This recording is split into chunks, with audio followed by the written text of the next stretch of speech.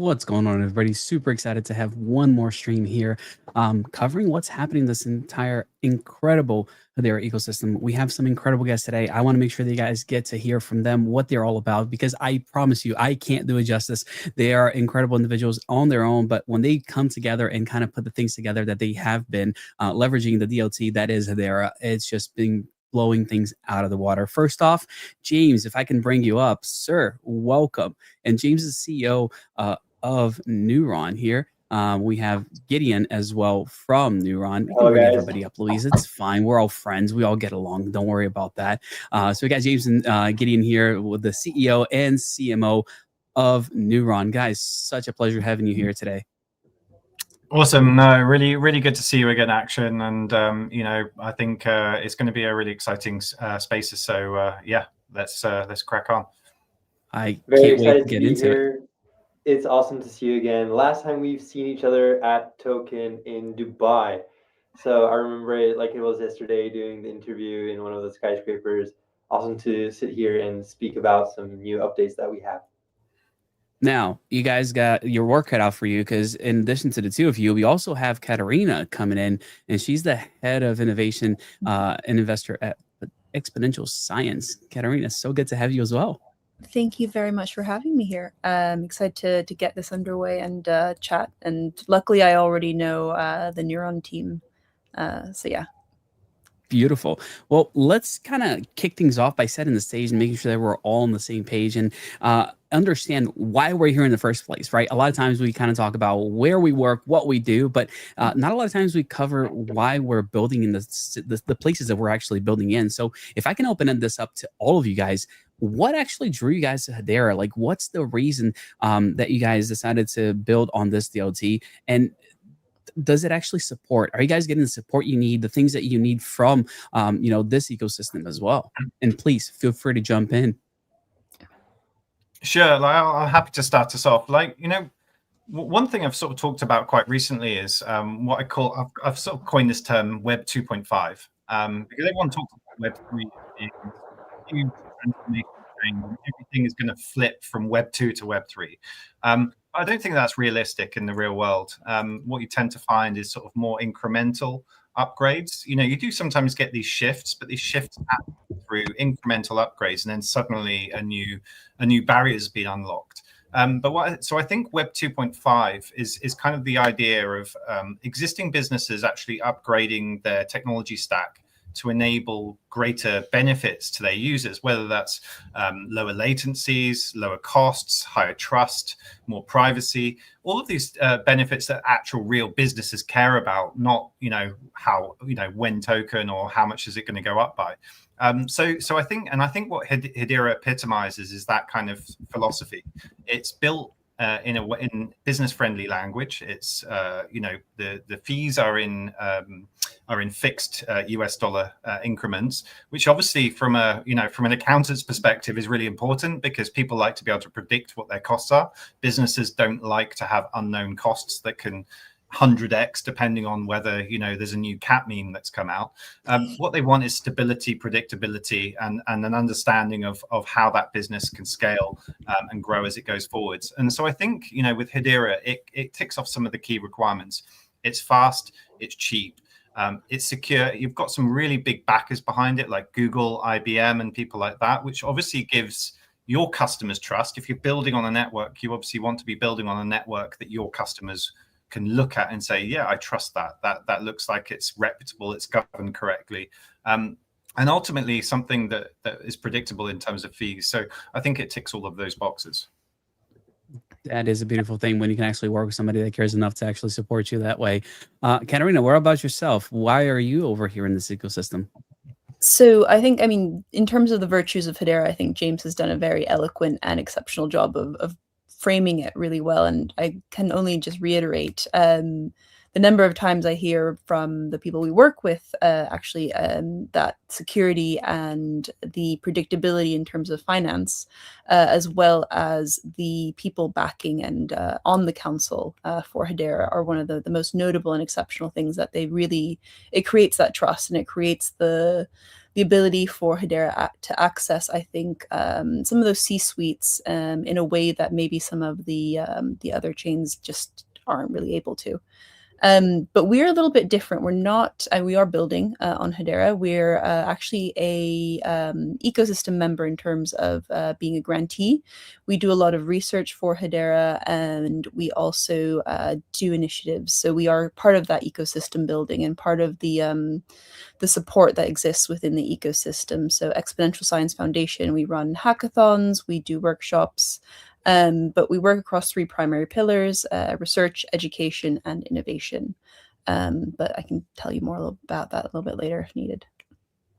Beautiful. Yeah, I mean, so definitely want to get into it. You know what? Let's do that. Why don't you do me a favor and kind of introduce what, the Exponential Science Foundation is all about? What is it that you do? What's the focus and why it exists in the first place? So we are a chain agnostic foundation.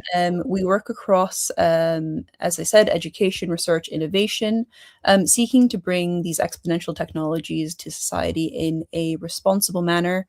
And we think all of these areas obviously contribute to that. And effectively, we also do AI and some quantum computing, as well as some other deep tech research. But our bread and butter is very much the DLT space.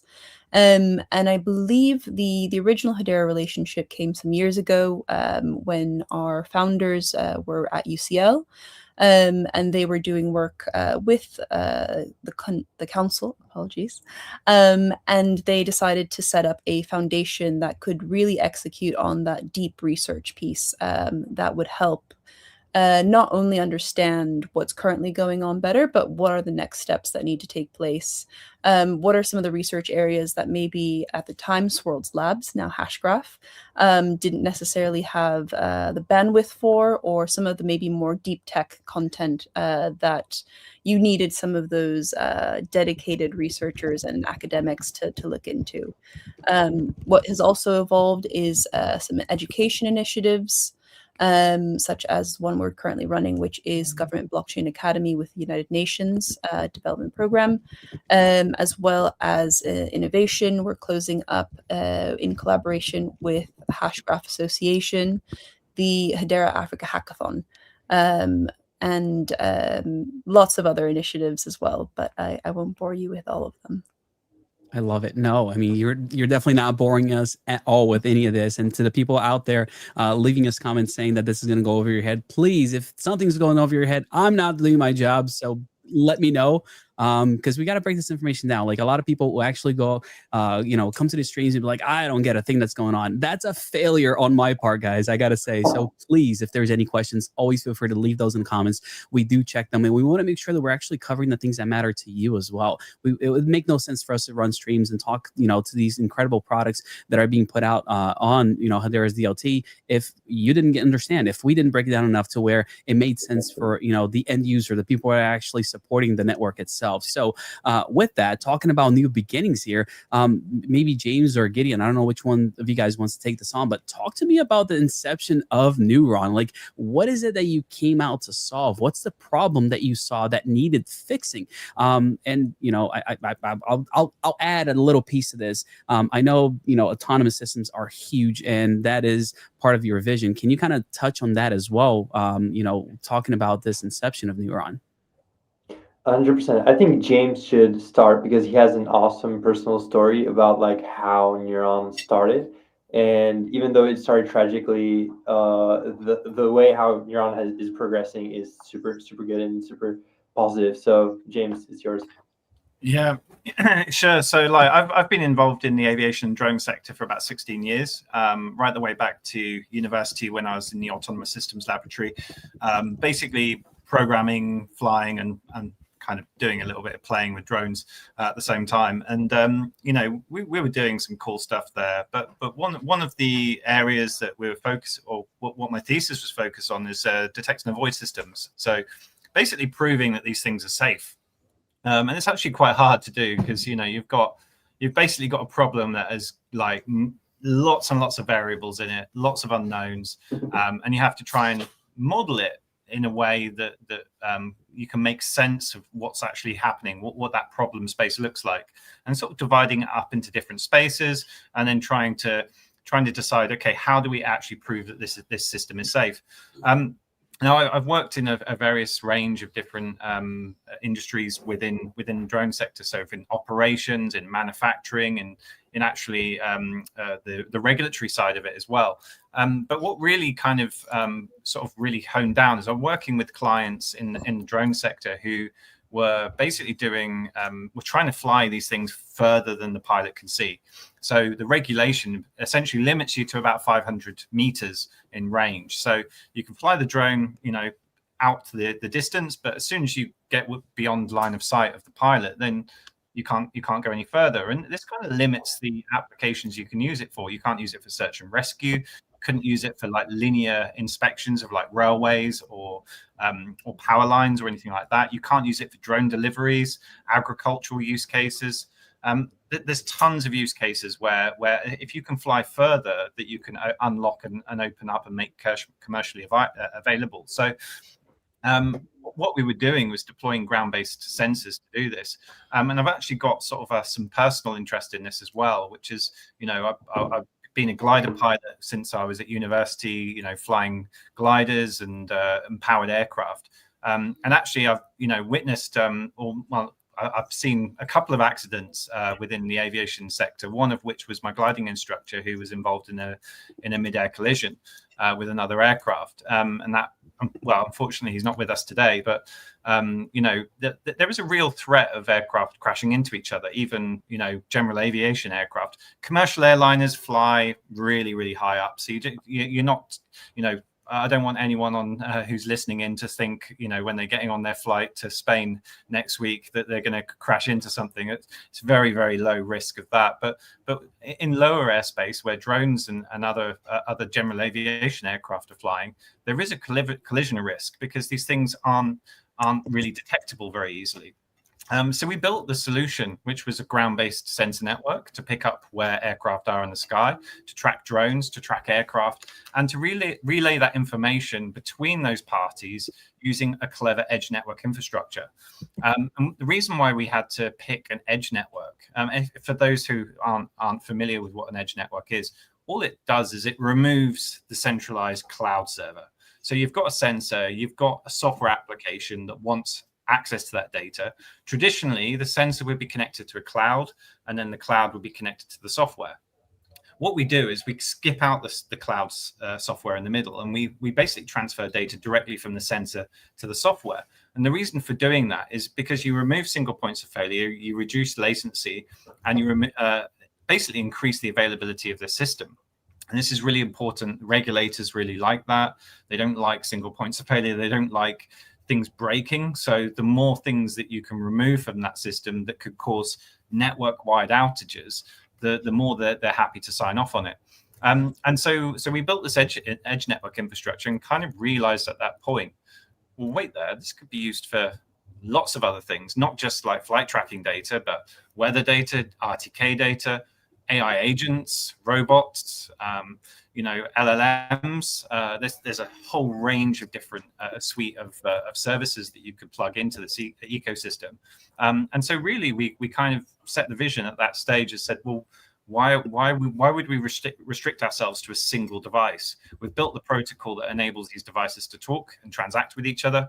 Let's open up the scope, and therefore the sort of that arrived at our current vision, which is an edge network for the planet. And we've been building on that. We've got lots of traction within the aviation sector. We're now moving across to other use cases as well. And there's lots of exciting things to happen within that area. So talking about this edge network, this is kind of important. I mean, it's my dream come true, right? Having this decentralized world where, different nodes are doing most of the work and we're not relying on centralized infrastructure. Why is decentralization important, for new technologies, especially when it comes to, autonomous systems and emerging infrastructure? Yeah, well, traditionally IT infrastructure and the internet has been built on, the cloud. We've had sort of 20 plus years of the cloud being dominant within the internet infrastructure that we have today. And in a lot of cases, it's extremely good and effective. But when you start talking about sort of real-time autonomous systems, you need a resilient, a hardened architecture where if something fails, you don't end up with a network-wide national emergency happening. You know, we can't build an infrastructure that's that fragile that you end up shutting down the whole of the airspace in a country because a server has gone down. So we need to not that ever happens.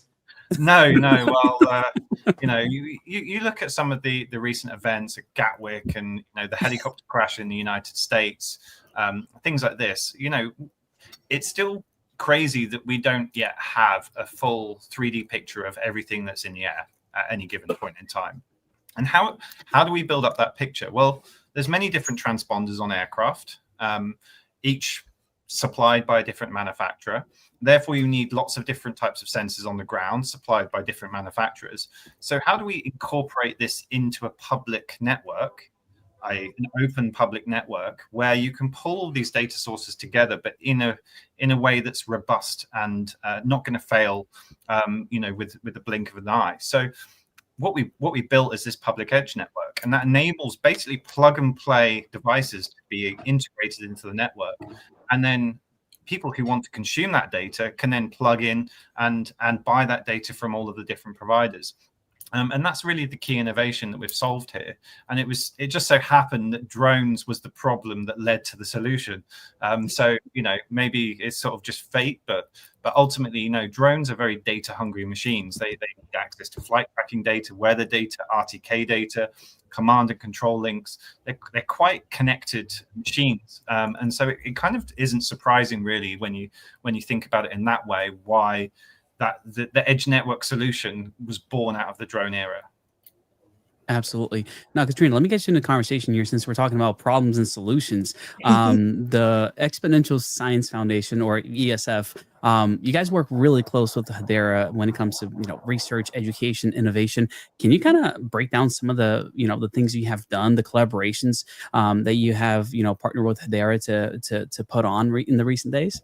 Absolutely. So, I mean, as you said, we do work really closely, including attending the council meetings, and I think on a few strategic bases, and not all of it is public, as you can imagine.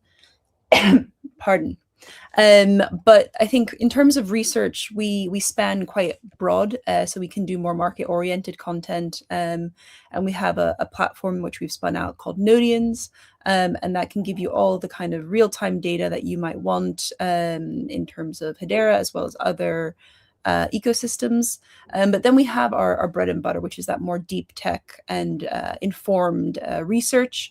This is kind of looking at complex systems, such as how we're going to continue to scale Hedera, detecting critical events for HBAR. We're looking at how blockchain and AI can integrate, in particular for the Hedera network, looking at the implications of quantum computing and things to look out for there. We contribute to HIPS, both through the Hiero Initiative as well as directly working with different kind of stakeholders in the ecosystem as well, looking at on-chain private payments, decentralized identity, the list goes on and on. But research, I would say, is definitely our cornerstone. But we also do a lot in terms of education. Now, we work with everyone from university students through to governments and decision makers, NGOs. I mentioned earlier the initiative we have with the UNDP. And that's giving us access as a chain agnostic foundation and organization to those really senior individuals, because they want that that unbiased kind of level opinion. Obviously, always keeping in mind the value that Hedera brings, but we can get into rooms and conversations, especially around policy, for example, that some of the direct representatives may not be able to do. In the UK, I cannot count how many times one of our founders has gone to the House of Lords to represent some of the interests there and kind of also just provide information and education, because a lot of times, whether we like it or not, these decision makers are getting all of their blockchain related education from headlines, which can obviously be a bit of a difficult situation when you're trying to inform them about something completely unrelated to crypto. And then I think the other piece I briefly mentioned policy, but then we also have innovation, which is working with the ecosystem and creating opportunities in terms of hackathons, workshops, and if there is a startup, for example, in the ecosystem, we would encourage them to join. We have an accelerator program coming up. The deadline is actually the first deadline is the 14th of December, but there is another deadline in January. So if anyone is in kind of the earlier stages of development, we have a program that will support in terms of MVP, product market fit, and then kind of the commercial side of things as well. That's in collaboration with HFarm. And if you go to our website, you can find all the details there. / I can try and snag a website link in the interim when I'm not chatting anymore. We'll definitely get that website up for you as well. Guys in the back are awesome getting that done. But what is the website, if you don't mind me asking, so people can go there right now? We at least have it on the recording. So it would be exp.science, and then it will be under one of the drop downs. Beautiful. The ES Accelerator. Beautiful. Now back to you, James and Gideon. Maybe Gideon wants to jump in. I haven't heard enough from that guy today. Neuron has definitely, showcased a bunch of different real world use cases, from, like we talked about, the drone tracking to automated services network. I mean, that is a big thing that actually reaches so much further than just the drone industry. Can you kind of give an example maybe to kind of illustrate how the technology is actually being applied and what kind of impact it has? Because a lot of times it's so far out of reach, and I hear this all the time. People are like, can you kind of break it down to, like, how does this actually affect me? And it's, a pipe dream half of the time, just because people don't understand it. So what does it actually look like? So we've got a couple of use cases that could be good for Neuron. Obviously, one big chunk is like the drone aviation sector, where we're doing a lot of good stuff. For example, we have a project called Mini Drone, where we basically track drones doing blood samples, blood delivery from islands in the UK. So that has been going really well. We've tested it, and it's been a running program. And we've got a good use cases happening around that. And then obviously one big chunk could be drone deliveries for your stuff like Walmart, Amazon Prime, and so on. And right now we don't have those contracts, but that's something that we're aspired to help and enable to do in a mass way, a mass adoption, right? So that's in terms of the aviation sector. And then what is really interesting is around weather, right? So there's a bunch of stuff about weather that is evolving fastly, about like the way that we capture weather, that we get weather data, that we verify data that we have from various sensors. And what's great about Neuron is that it's a universal technology, right? So we don't have to be working with sensors all the time, but we can work with sensors and work with them really well and ensure that we're delivering high quality data to those clients, right? So what a good question is to ask, okay, how does it apply to me? I'm a regular citizen. What do I do with it? What it applies to you is, for example, if you're a government or if you're building infrastructure, is going to enable you to have more use cases, more options, which is always good for innovation.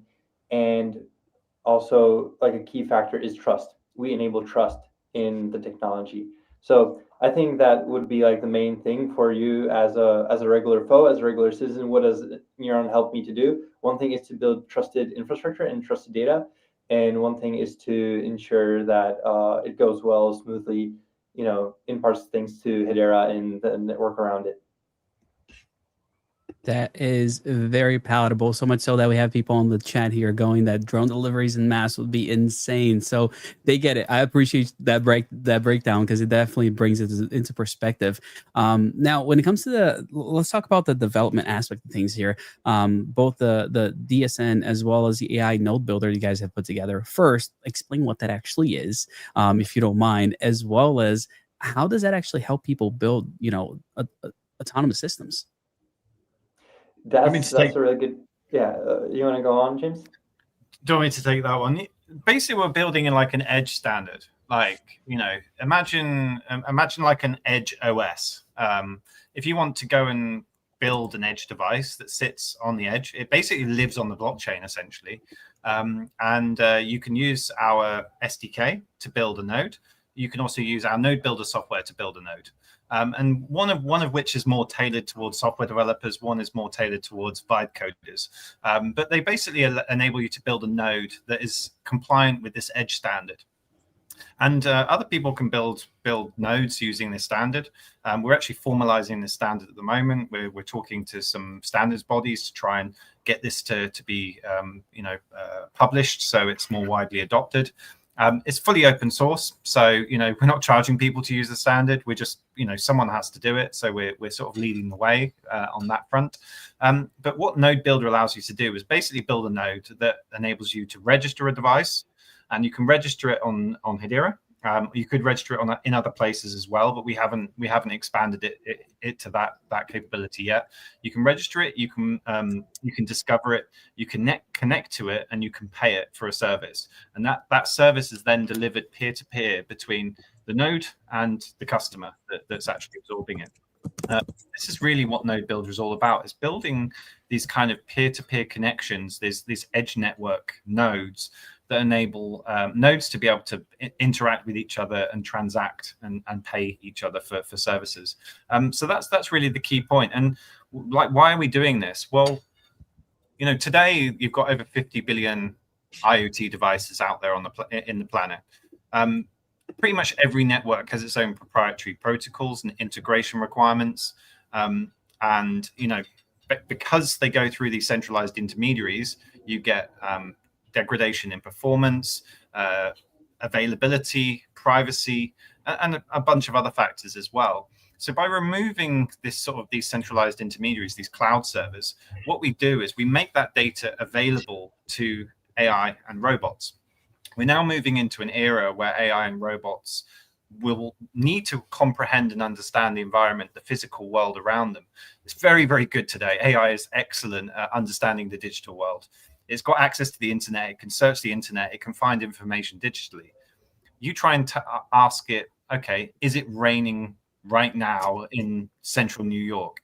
It will not be able to tell you that information, certainly not accurately. It might hallucinate and go and think it knows, but it doesn't have access to that data. How do these AI systems actually understand the physical world around them? And AI agents aren't going to ask for permission. They're going to go directly to source. They want to access this data directly from the source. One, because it's most trusted. Think about journalists. Journalists go to source. They don't go through intermediaries to go and get access to that data. They want to go to the source because it's more trusted than these middlemen. So it's going to access this data in a low latency, high availability, high trust manner, and that's direct. And so I think this edge network is inevitable. It's going to happen. There's no question in my mind that this architecture is the correct architecture for AI and robots to be able to interact with the environment around them. The question is, who's going to build that standard? And so we've started the process of doing that. And we're building the tooling, the SDKs, the no-code tooling to be able to actually build on top of that standard. But James, why? You got to give me the why here, because why haven't we seen this yet, right? Or even a better way to say this is, I guess, like, what has been the real world constraints or things that you have learned along the way to kind of shape what, Neuron's actually doing today, especially for things like drone tracking? Yeah, well, edge networks aren't new. Edge computing is it's been around for decades. The question is, we've had private edge networks up to now. We haven't had public edge networks. And with the advancement of Web3 technologies, it enabled us to build a public edge network. Previously, you have these large, enterprises who have their own private edge networks that you can, build on their stack. Ultimately, with an edge network, you've got two parties. Those two parties need to connect to each other, but how do they find each other in the first place? They need a telephone directory, and this telephone directory is over here.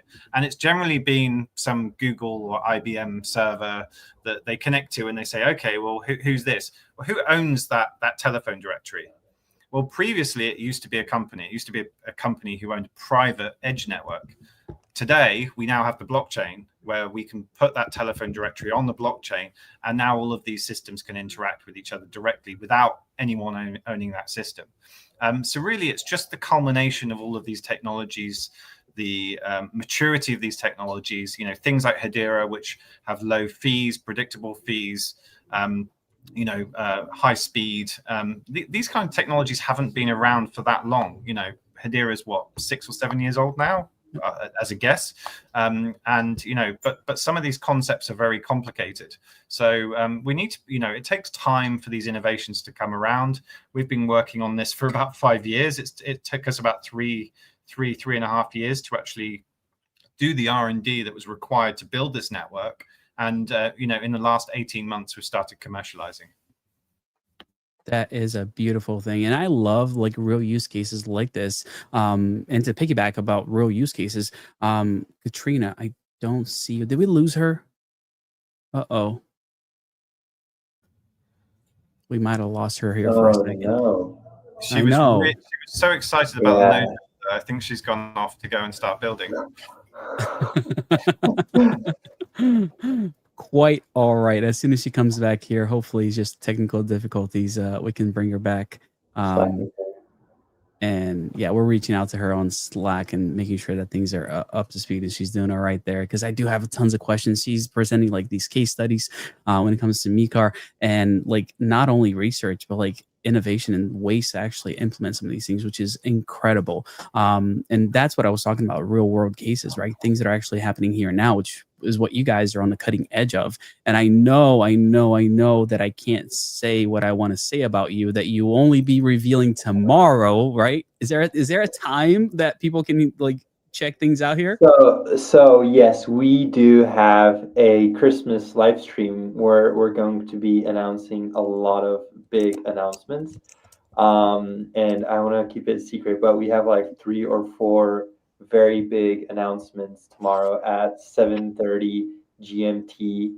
So that's 7:30 late at night UK time. And it's going to be huge. So we've got some big partnerships to announce. We've got some new software development to announce, a roadmap of where Neuron is going, where 4D Sky is going.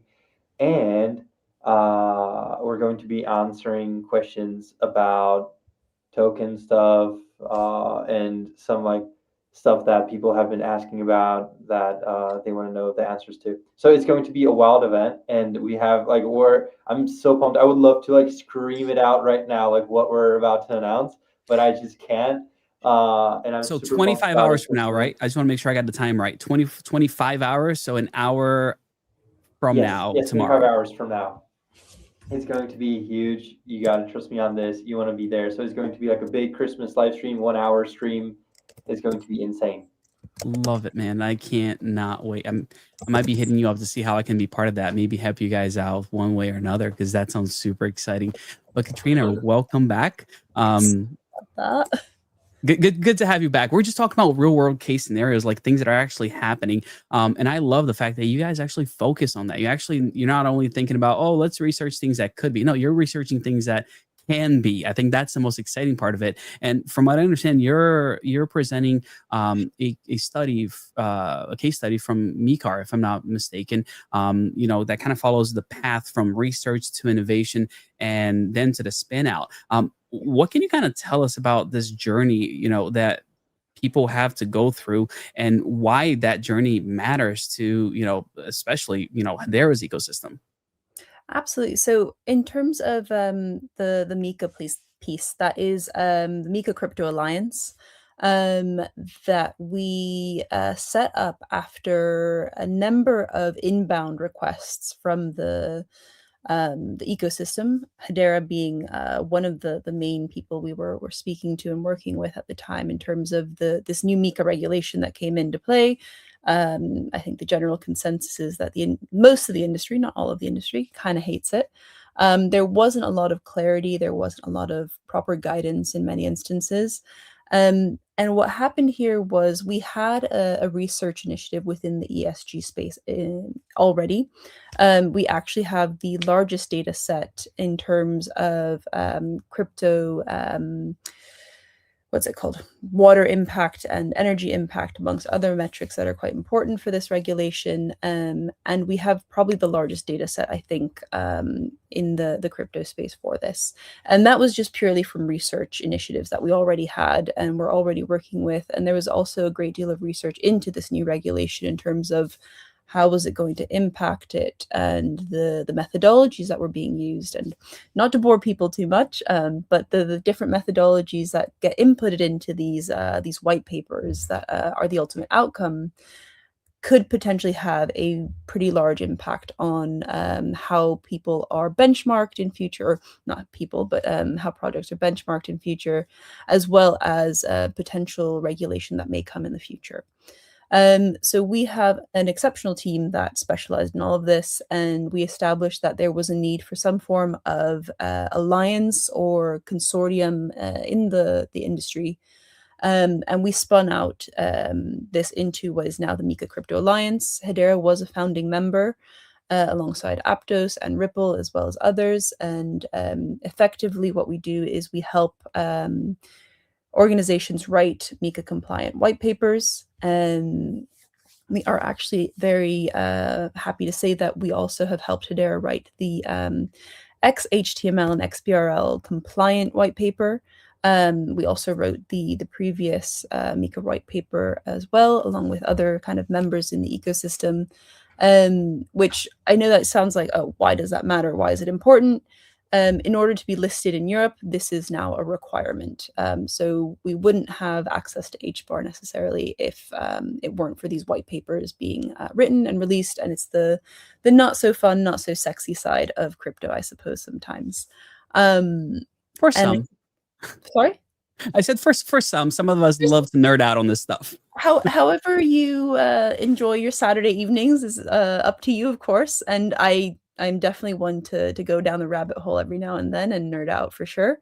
But I think that it's this pipeline of identifying research that actually has a potential real world impact, and then fostering that research and also getting the right team members involved, because the person who made the discovery may not be the person to lead the project. In this case, it was Juan Ibanez, who had done a lot of work in the space, is very passionate about it. You could definitely catch him speaking at multiple events across Europe and potentially in the States about this topic, as he's become somewhat of an industry expert now. We do also have I think, live stream later this week. I will also add the link to that for anyone who may have a white paper that is going to need to be XBRL compliant. And this is a new request that has come in. And again, it's just providing education and resource to the industry, trying to help out and make things a little bit more official and structured, let's say. All right, so I'm gonna do myself and my company this service here, because I make a decent amount of money connecting products and emerging countries. I mean, I'm literally connected in all 55 countries in Africa, plenty in Latam, EU. Like, we're literally bringing products to these guys, and like we're talking about Ministry of Transportation, Ministry of Innovation out in Saudi. Like, I work with a lot of these guys, and you're doing one step better than I can. You're actually going out there and, providing scientific research, education, kind of covering emerging technologies such as Web3 and AI, kind of covering things and not saying, hey, pay me to do this or pay me to find this sort of thing. You're just doing it, which is incredible. Like, hats off to you. Why? I mean, there's a lot of, I suppose, reasons why, but I think one of the main things is, if we want to see these technologies adopted and improving society and improving the way we live our day to day, obviously, if you look at your phone, you don't know how it works. You don't understand the little ins and outs of it. You don't understand why you need a signal in order for you to be able to make a call and things like that. But you know that if you don't have signal, it's not going to work. And there was a time where this was completely nascent technology and hardly anyone knew about it, let alone was willing to engage with it. And one of our core missions is very much creating the foundation in terms of research that allows for these emerging technologies and in nascent industries to be more broadly adopted. But also in terms of the education piece, as I mentioned earlier, And ultimately, we want to see a world where there is responsible and informed adoption. I think in particular, the DLT space really suffered with this early on, where some bad actors gave the space a bad name. And I think those who, like yourself, are going the legitimate route and working with many different global actors have had to do a lot of legwork in terms of education and bringing them back into the side of being informed. And our ultimate goal is to maybe make that initial conversation a little bit easier. And making it a little bit less burdensome on the projects and on the people who are building and creating new solutions, to just convince people to engage with them. Now, sometimes I do say maybe it's best not to tell them how the underlying infrastructure works. James has definitely heard this from me before. Just tell them what the outcome is, because a lot of times you don't need to tell people what DLT is, how it works, and why it's going to help them. You just need to let them know how it's going to help them. But yeah, that's No, the main I love that. People want to see the results at the end of the day. I totally understand. And yeah, good job, James. Every conversation I've had with you, we were covering the products. It's like, hey, this is what we're capable of doing. Not necessarily like, let me show you how the sausage is made. That's really how we kind of get in there, is like getting people excited about the outcome, not necessarily how things are built. I completely agree with you. But let's talk about how things are built, because Hedera itself uses I believe it's Hiero, and ESF actually helped set that initiative. And it's essentially, from what I understand, the open source DLT code base that their network is actually built on. What role did you guys play, and like, what is the goal of this initiative in the first place? Absolutely. So, for those who are familiar, the Linux Foundation Decentralized Trust is a subset of the Linux Foundation. They are obviously a large open source foundation. They really focus on, at a much grander scale, I suppose, than us, but like bringing education and implementation in the open source space. They've made some incredible achievements in terms of connecting various industries and industry players who would have never played ball before, but convincing them that actually open source is the way forward, and listing those benefits, and then facilitating that open source infrastructure. So, pardon. In terms of our role, it was a little bit. Obviously, because we have that relationship in terms of research with Hedera irrespective, there was an approach in terms of doing a bit of research in order to understand the potential benefits when it was just an idea, of contributing the Hedera code to the open source organization. It wasn't LFDT at the time. There were a few options on the table, what the potential implications of that were, and that's how I became involved, and how we became involved in the long term. We scaled that contribution, and now it's not as substantial. Now there's an incredible team of people who run the TSC, who also are regulars in terms of technical meetings. And if anyone is interested out there that wants to have some kind of improvement made into the roadmap, or thinks that we're not paying enough attention to a particular area, things like that, I would really encourage you to look into Hiero and the work that's being done there, and how you have open access to get involved into those meetings, because it is an open conversation for the community.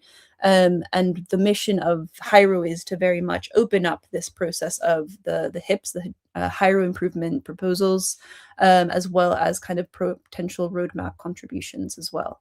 And so I suppose the second piece was, we ended up joining the LFDT as founding members alongside Hedera and Hiero, and it's been an incredibly rewarding process for sure.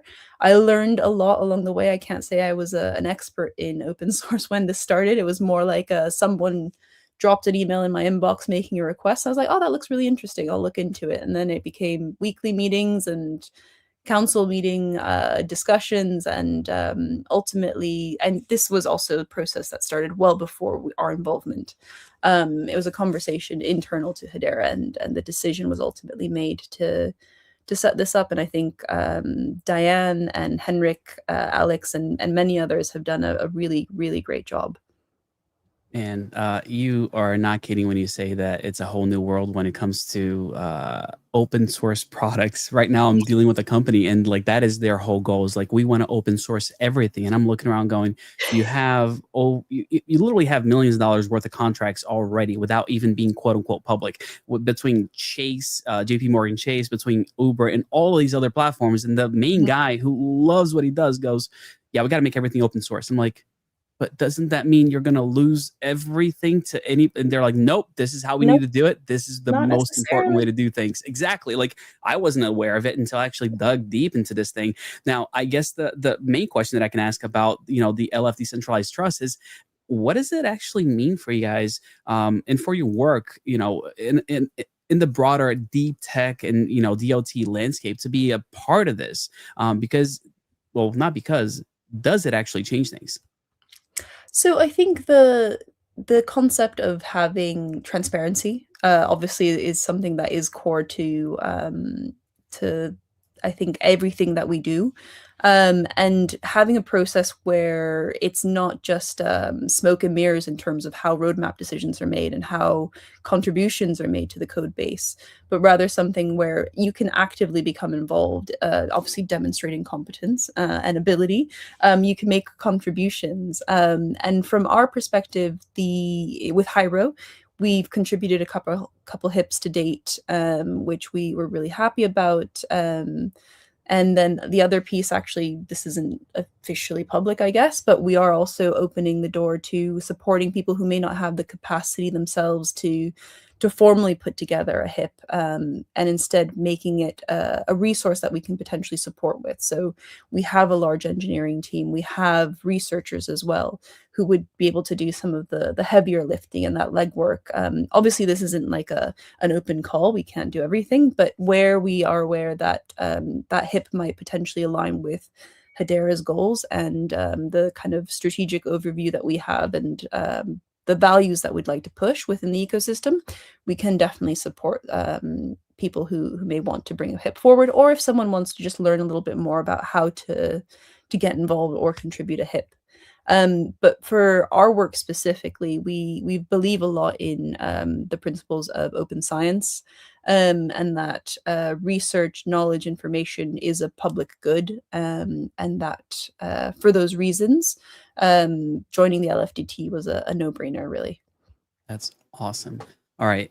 We're got about 10 minutes before we close out here. So I kind of want to hear what's next, where we're going with all of this, because I know you guys are not just thinking about the here and now. You guys are building technologies and implementing things that are going to be used for generations to come. So with that in mind, what's next? I know we can look really far out, but let's look at the next step. And James, if I can hit you up for this one, like what's the next thing for your platform, for your product, that is going to evolve the ecosystem? What does that look like? And is there something that you might be able to share with potential builders that are looking to deploy on Hedera, that are looking to innovate the space through this DLT as well?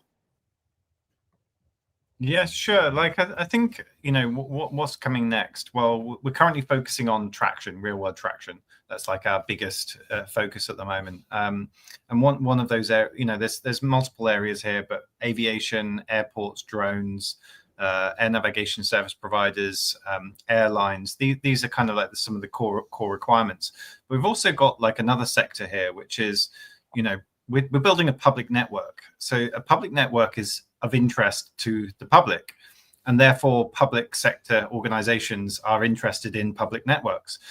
It sort of kind of follows a logic. So there's some applications with tracking drones and aircraft that are particularly of interest within the public realm, such as security and defense. So these are some areas that we're looking into at the moment, and we may have some updates in due course around that. So I won't give too much away, but I'm sure you'll find out tomorrow. So yeah, there's actually 3 projects we're involved in at the moment, and in terms of bidding, tendering process, and awards. So yeah, I'll shut up there before I give too much away. But yeah, that's one area. I think the other area is really working with other organizations around edge standards. So I know there's another project in the ecosystem called Tashi. Ken Anderson, great guy, like super smart, intelligent chap, building some stuff in the gaming industry. So it's kind of like edge gaming. It's like always on gaming, or I forget what they call it. But the idea is that these gaming systems already, actually a lot of edge technology has been built around gaming, because when you're playing, these Call of Duty and, Fortnite or whatever your vice is, a lot of these games, they have to enable peer-to-peer, because otherwise you just end up with like insane latencies of like half a second. And like, if you click the button, you don't want that action to happen half a second later, because it would just ruin the game for you. So you have to have real-time sort of connectivity, and the only way to do that is through an edge network. So gaming has actually been one of the big instigators for this network. So what we're trying to do at the moment, we've had some conversations with Tashi and with others in the ecosystem, is how do we bring this together and kind of reach some consensus as to what does this edge standard look like.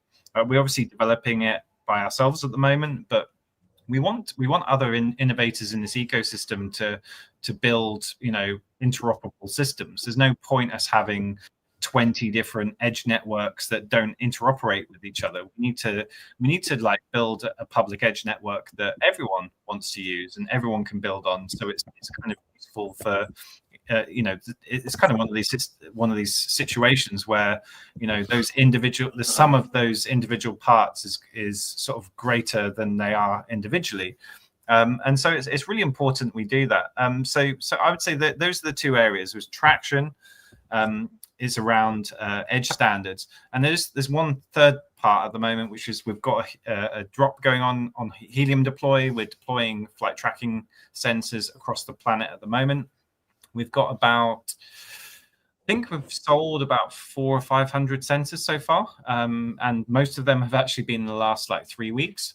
So we're trying to scale that up. We're actually working with Helium Deploy to do that. And we're getting lots of really, really good reception from the industry. And, there's an opportunity here to sort of be part of that infrastructure, and for individuals who have an interest in flight tracking, who have an interest in drones, have an interest in DePIN, to actually come on board and start deploying these things and helping to go and create that sort of 3D representation of airspace, which is ultimately the end vision which we want to get to. So I would say that those are the three key core areas. Now, I gotta say, the love goes both ways as far as Tashi's concerned. I'm not sure if you're following along in the comments there, Louise, if you can pop it up. But Tashi does love Neuron as well. They are right in the chat, and they love what you guys have been working on. So shout out to Ken. Ken Anderson was actually one of the founding members of Hedera. He was actually on the team when that thing was being put together in the first place. Love Ken, man.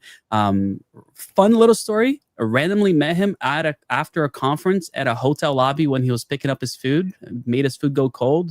We talked for about 3 hours before we let him eat. So he's that kind of guy. So really excited that you guys are working together. Love Ken and what he's working over there on Tashi. It's been pretty amazing. Katerina, let me go over to you so we can actually get a little insight into where you're headed as well. Like, is there anything else like ongoing research, education, or policy that you think the community can benefit from? I think you have an event potentially that you want to share with everybody. Yes, it's I think I shared the link for the event I mentioned earlier around MiCAR Crypto Alliance, helping people become XBRL compliant. Please do not ask me specifically how that works. I've done seminars, but oh my days, it is very technical and annoying. I can only imagine how the people having to actually implement feel. But I think in terms of things I'm excited about, in terms of research, I'm really excited for some of the journals that are coming out. In particular, I think the work around quantum and also implications for how blockchains will be interacting with AI, and how we can look at the infrastructure required to make that make that safe, make that accessible, as well as making sure that we don't have the same issues that we had in the earlier days, I suppose, of crypto, where people can also leverage these really great technologies for not so great reasons. I think the UK just came out with a report recently on how much this is having a negative impact in the financial sectors and things like that. But quantum computing, the possibilities of I mean, the speed at which it works obviously is mind-boggling, but also the security requirements that we're going to have to consider in the coming years as we advance these technologies. The other piece, obviously, which is very close to me at the moment, is the Government Blockchain Academy, getting to work across several continents. We're yet to announce the countries we're working with, but working with the governments of several countries to help them implement projects and actually directly impact the lives of many people is extremely exciting to me. And I think hopefully we'll see some really good use cases come out of that as well.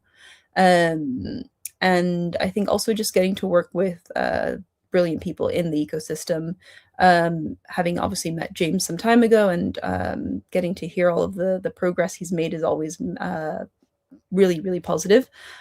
Tashi also is a company that joined our portfolio recently, so shout out to Ken, the whole team. And generally speaking, I think I would just encourage everyone to get involved with Hiero. If you really care about the ecosystem, it's a really good place to have a direct impact and to influence the future of Hedera and the ecosystem. And your voice matters, and I cannot emphasize that enough.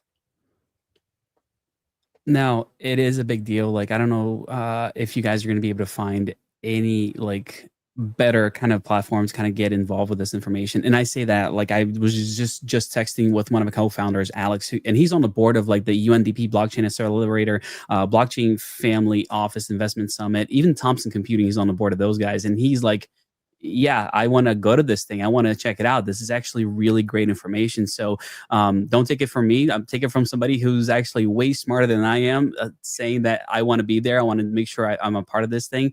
So yeah, please don't miss out that QR codes. If you just rewind a little bit, you see that QR code. It works. I tested it, and I want to make sure y'all, there it is. You take advantage of this, because opportunities like this don't come around as often as you might think. And this is definitely one of those things that can definitely get people in the right mindset to their next build, to the next thing they actually want to pursue, which is the coolest part of it all for me.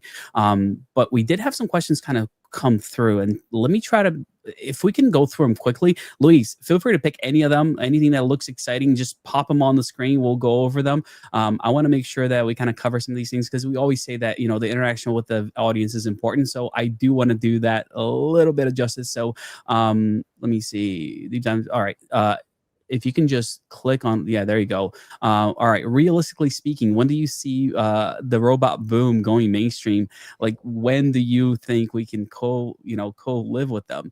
And I love that question, because to a certain extent, I think we're already there. It all depends on the scope. But do you guys have insight into this one? Yeah, I'm happy to take that one. You know, go to Singapore and go in a restaurant and you know, see who collects your tray at the end of the meal. You know, it'll be a robot. If I go into the other room, I've got a robot Hoover that goes around the house, and a little Roomba thing that goes around the house. We have drones that are already doing drone deliveries in Ireland. You've got, you know, these little ground robots that are driving around Milton Keynes in the UK, delivering people's groceries to your house. The robot, you know, it's an evolution, and obviously there are, you know, accelerations in the growth of that market, and there will be sort of stagnation as well. And I think we're in those sort of early stages of growth, where, you know, you've got that typical sort of S curve, or that hockey stick curve, whichever way you want to portray it. But I think we're at that sort of early inception where you're starting to see things go exponential. With AI is basically accelerating everything right now. So it's accelerating development, not just software development, but also hardware development as well. It's going to be the brain for robots, and you're already starting to see that happening. I just think we're not as far away from that world as people might think. You know, we're always trying to be optimistic, you know, as founders, but actually, you know, just look at what Tesla are doing with Optimus. It's crazy. They've got, you know, a robot serving people popcorn at their burger joint. So I think the technology's there. I don't think it will be much more than 5 years before you start seeing people having these things in their home. 10 years, and I think it will be absolutely mainstream. And having a robot in your home will be the norm. That's my view. Love it. All right. I know we're kind of over time already. You want to throw the next one up? All right. Here we go. How are you working with data spaces? Are we setting up a data a data space in the wafer industry? Anyone? All right. So personally, I can give you guys a little insight into this. We are active. Well, my company's actively working on ensuring that we are actually spreading this thing out as much as possible. So the wafer industry is definitely one of those that is very centralized and localized to certain countries. And the goal here is actually to expand and broaden that. We love when people are self-sufficient, and that's part of it, right? Ensuring that people have the ability of acquiring goods and services from wherever they're at. So there's no reason why I should, you know, import something from somewhere else when it can be built here at home. And that is my goal. And when I say home, I mean any home, any country around the globe, because my ultimate goal is to see this kind of technology actually take shape around the globe and not just in one centralized country. I got dual citizenship, but to me, the most important thing is to actually expand it even further, to see countries that might not even be thought of as, you know, leaders in tech be able to kind of just take over and, catapult themselves into the front line simply because they care enough to put the investment. And that, when I say investment, talking about not only money, but also time and their resources, maybe data-driven, resources to actually expand that. So yes, definitely something we obviously care about and are always looking to expand. I think there's one more here in regards to energy conversion, if I'm not mistaken. Luis, do you think technologies like laser to electricity conversion could be relevant to Neuron?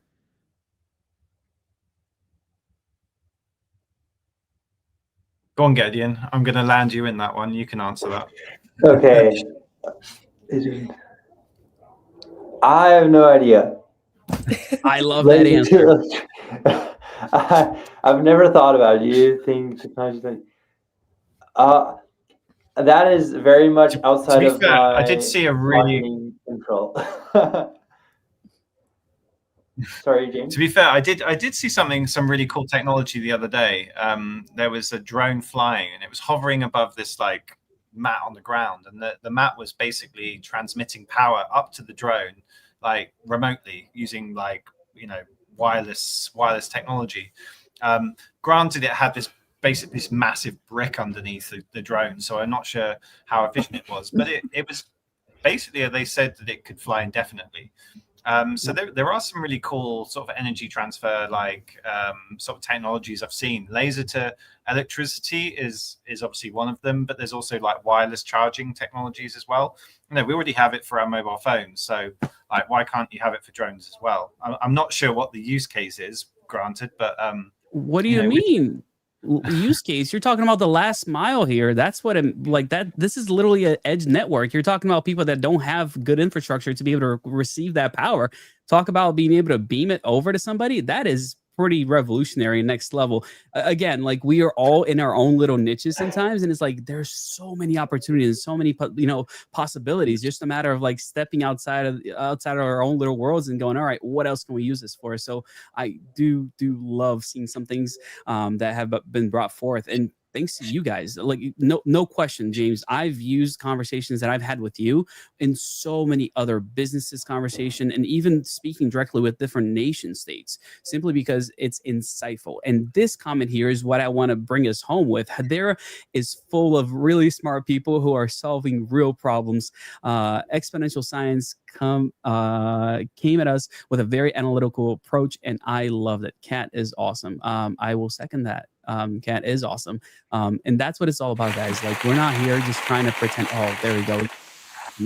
It's not about, you know, pipe dreams. It's not a matter of us just kind of dreaming what it could be. Like the conversations that we have here are things that are happening now. It's people that are working and building things right now. It's something that we're kind of looking forward to. We're looking forward to advancements, but ultimately, the most exciting part of it all is that it is actually happening in real time. You guys can, you know, join us for the ride. You can go right along with it, maybe with the investment side of things, maybe with the technology side of things. Nothing's preventing you from attending the event that Katerina shared with us here. So go check it out, go learn, go expand your knowledge base and see where you can actually contribute. Because honestly, it doesn't matter where you're at in the world. If you have a great idea, if you have the potential to build something, and a lot of times it's out of nothing, right? You're talking about code, you're talking about things that anybody can do with very minimal infrastructure to get yourself, your country, your city, your business to the next level. Do it. I mean, nothing is holding you back. And hopefully, it's, you know, the story of what James has done here with Gideon is inspirational for you guys that are looking to build a business that might think, you know, things are not, you know, running optimally. There's definitely things that could be improved. Things are a little bit broken. Well, go out there and fix it. There's nothing holding you back. And please, please, please ensure that you're not, you know, missing out this opportunity, because we're talking about groundbreaking technology that only comes around every so often. We talk about how this is the next .com boom. It absolutely is to a certain extent, except this is way bigger, way faster, and the potential here is just incredible. And I don't want anybody else to miss out. But with that, any final words from you guys? Anything you guys want to share before we close out? Well, isn't Hedera like one of the top ecosystems for developers? Like I keep seeing these statistics being put out, and I think like Ethereum and Hedera are kind of like up there amongst the most amount of developers within the ecosystem. So, you know, I think that comment from the previous person was absolutely on point, because there are a lot of really smart people in this ecosystem. You know, I look at the, you know, Hashgraph Online. There's some really, really cool people in there. Phil, Cantor Codes, and many others. I'm sorry if I haven't mentioned your name, but there's tons of people, and I'd be here all night if I was to mention them all. But you know, there's a lot of great builders in this ecosystem who are doing, you know, amazing things. And ultimately, you know, it's a community where actually, if we work together, we can get further than by just working by ourselves. So I think this is the great thing about communities is ultimately we can help each other, we can speed each other up, and you know, why compete when we can prosper. Absolutely. 100% with you. Katerina, I can only reiterate that as well. I think there's so many opportunities, and I think in terms of the virtues listed at the beginning, Hedera is definitely one of the ecosystems where not only do we have a great bunch of people, really smart people, but it's also one that's not very hard to convince, let's say, more traditional businesses or institutions to work with, which is a huge bonus, I think, if you are kind of wanting to do that Web 2 to Web 3 connection, or if you're just someone who is sorry, can't speak. It's 7 p.m. here. Brain is clearly shutting off. But if you're someone who wants to just contribute something into the ecosystem and build something, you want to be working with the smartest minds and the best in terms of also making sure that policy is being looked at properly in terms of tokenomics and infrastructure and all of these pieces. And I can say from getting to look behind the scenes sometimes, all of these things are being worked on very, very diligently with all of the foundations and Hedera. I don't let my nerd self come out too often, but like to me, it makes absolute sense for anybody to build on Hedera simply because you're not asking them to learn anything new. You're saying use our SDKs, like you're talking about JavaScript, Java, Go, Swift, Rust, C++, and I think those are the official ones. And the community came out with things like Python, .NET, and others. So like it doesn't matter what you code in. Just come over, just give it a shot. And the fact that there is like the Hedera development playground that you can literally play with this stuff live on your browser and see how it works, see how it functions is incredible. So yeah, definitely a lot of support when it comes to developers on the Hedera side of things, simply because they care enough to actually make it so that you can build your way and not have to be constrained to the ways that, you know, a specific platform might have you go, and not downplaying some other chains that might use Go, you know, exclusively. Nothing wrong with that. that, but I'm just saying Hedera definitely has made it very easier to onboard people that may have never played with, you know, DLTs or blockchain technology in the past. So shout out to you guys for caring enough about devs to make it easy for, I don't want to say moved away from that world. I'm not a dev. I'm not a dev, I promise. You know, to make those things happen. But guys, it's been phenomenal. Thank you so much. I know we went over time, but it's 11:11 here, and it sounds like a perfect time for us to close out. This has been phenomenal. And if anybody ever has any questions, please, my one thing that I'll say, reach out. There's nothing here that will stop, you know, people from engaging with you guys directly. Find Neuron, and these guys on X. They actually engage with people left and right. Again, about 24 hours and 15 minutes from now, there's going to be an announcement tomorrow. So make sure you're marking your calendars, checking that thing out. If you want to take a look at the Luma for the event that Katerina kind of shared with us, really, really great place for you guys to get some incredible knowledge of where the world is going, essentially. So thank you so much. This has been an incredible stream, and I can't wait to do this again. You guys are awesome. And yeah, Luis, you know, you can kick us off. It's been great. Cheers. Thank you very much. Thanks, everybody. Thank you. We're awkwardly waiting for the outro. This is what's fun. It's never planned. I'm just waiting for him to click the go button on that closeout. I'm wondering if he's setting up the video or something in the background. But no, he's going to put in the Rickroll. Yeah, actually, the Rickroll. You need to get some juggling balls, and you can like. Man, I just took the keyboard out of here. I should have grabbed one of the guitars. You know, I mean, this is just how things how things go. Yep.